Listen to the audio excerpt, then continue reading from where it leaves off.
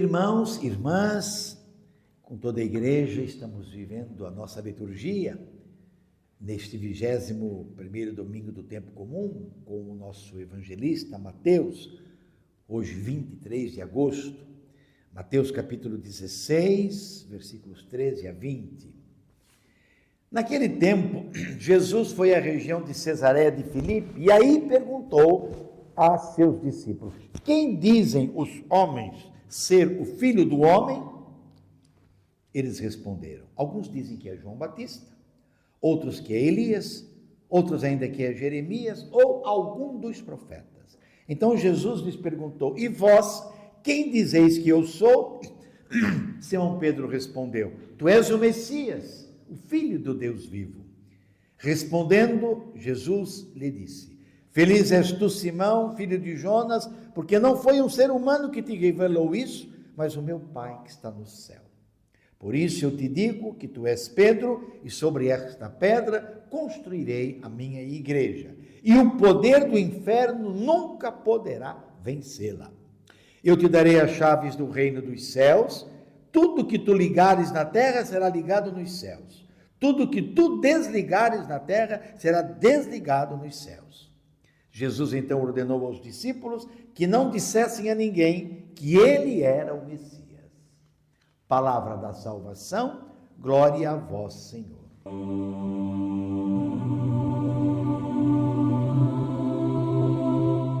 Meus irmãos, minhas irmãs, a liturgia deste domingo nos ajuda a compreender mais uma vez quem é Jesus.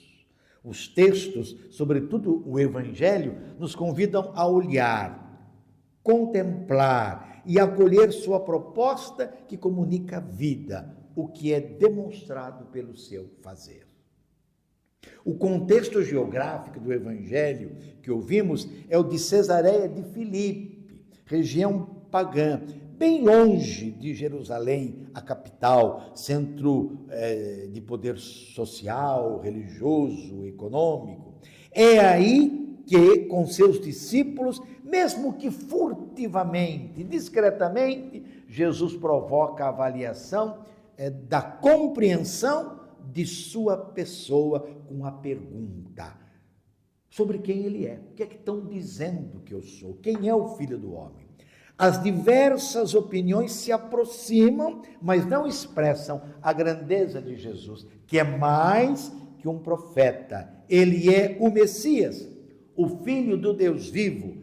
Reconhecimento que lhe vem da parte de Pedro, que com certeza expressa, interpreta os sentimentos dos seus companheiros. E é a base, é o fundamento para a constituição da nova comunidade, a igreja. Confessar que Jesus é o Messias, o Filho de Deus, com a tarefa de prolongar o reino da justiça realizado por ele, Jesus.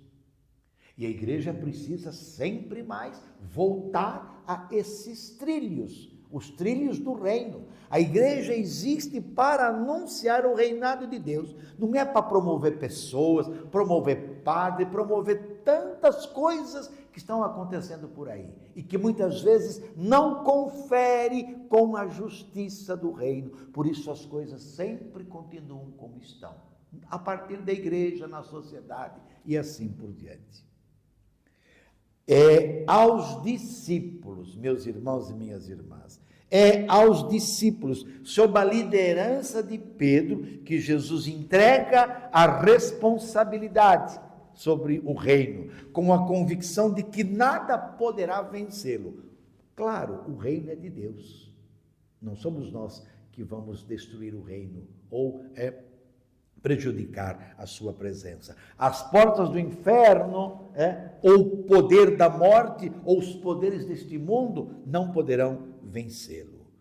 O reino da justiça triunfará. Ao longo da história, quanto já se tentou destruir a fé, o testemunho, basta ver o exemplo dos mártires, tudo acabou. Os poderes deste mundo foram se corrompendo, se corroendo e que acabaram. Como os que estão aí vão se acabar também. Permanece o reinado de Deus. O seu reinado triunfará. Com Pedro e com todos os discípulos de ontem e de hoje, somos chamados a ser então pedra, rocha, que traduzimos por fé, e que não pode ser pedra de desânimo ou tropeço.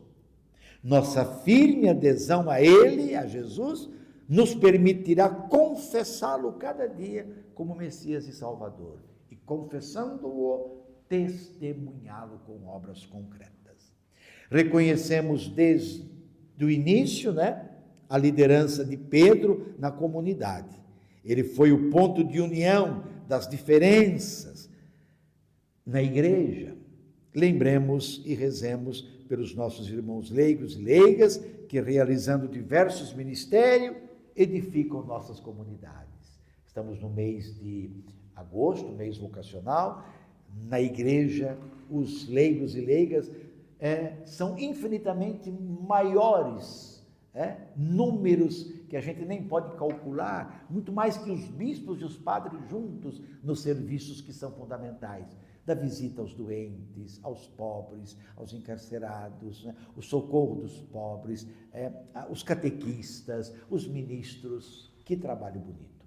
E sobre todos dessa bênção de Deus Todo-Poderoso, Pai, Filho e Espírito Santo, permaneça para sempre.